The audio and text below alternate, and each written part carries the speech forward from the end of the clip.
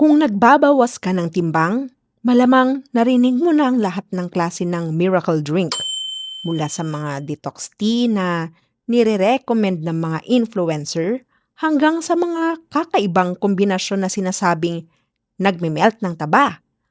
Pero ang totoo, walang inumin na kayang tumapat sa kumpletong sistema ng healthy eating, ehersisyo at tulog.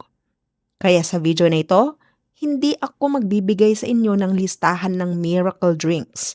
Sa halip, ibibigay ko sa inyo ang 7 inumin na may totoong basehan sa research bilang karagdagang tulong.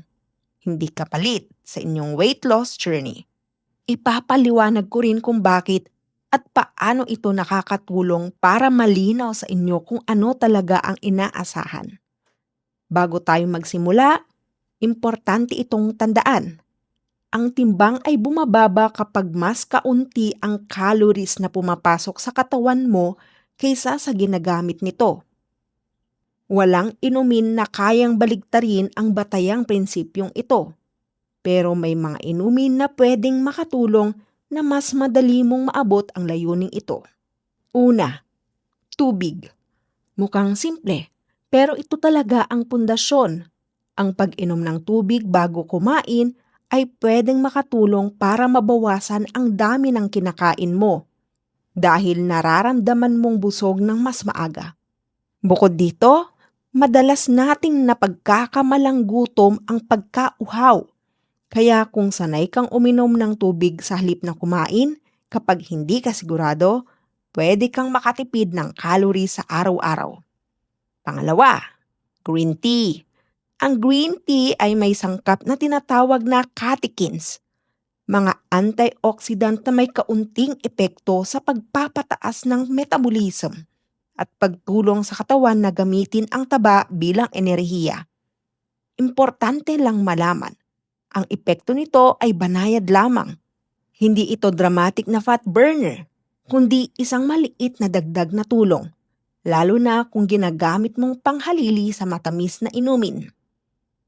Pangatlo, black coffee na walang asukal.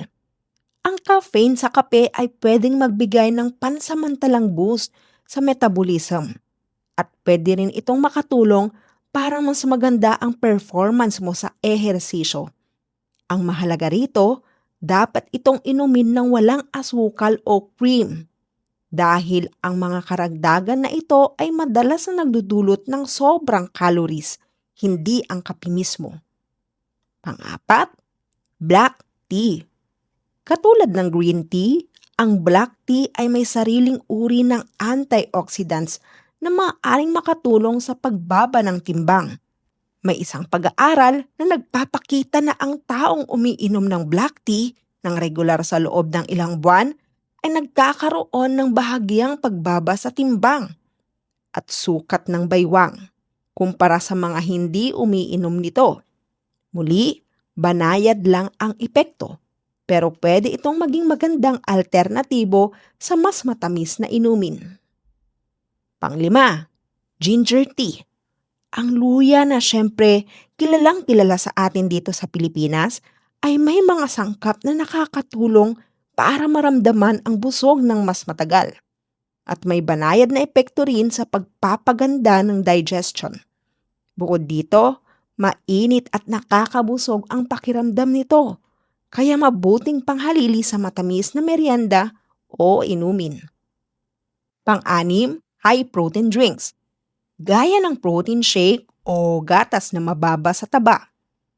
Ang protina ay kilalang kilala sa pagpapahaba ng pakiramdam ng busog kumpara sa carbs o taba.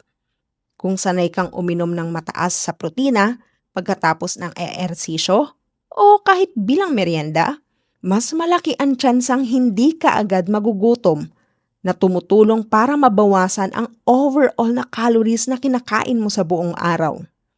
Pang-pito, vegetable juice na mababa sa sodium o kaya buong gulay na blend.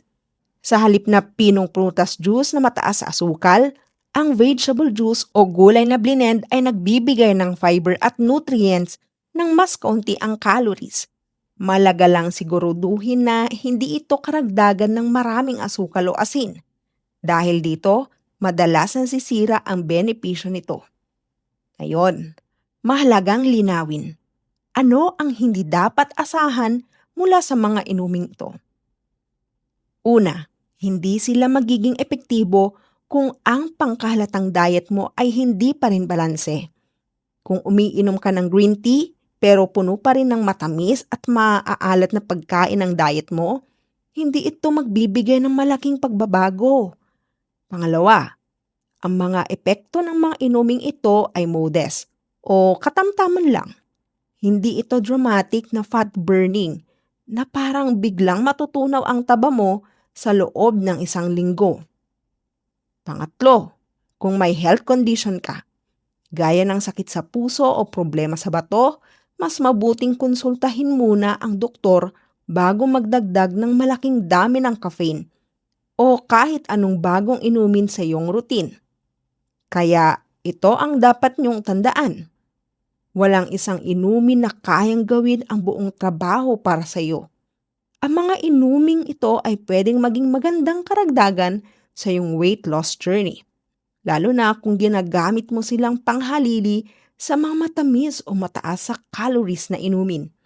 Pero ang tunay na susi ay nasa balancing diet, regular na ehersisyo at sapat na tulog. Kung meron kayong paborito sa mga inuming ito o may sariling kayong karanasan, i-comment nyo sa ibaba. Mag-subscribe kayo sa Healthy Pinoy para sa mas maraming health tips na may basehan sa totoong research. Walang gimmick, walang overclaim. Salamat sa panonood mga ka-health. Paalam!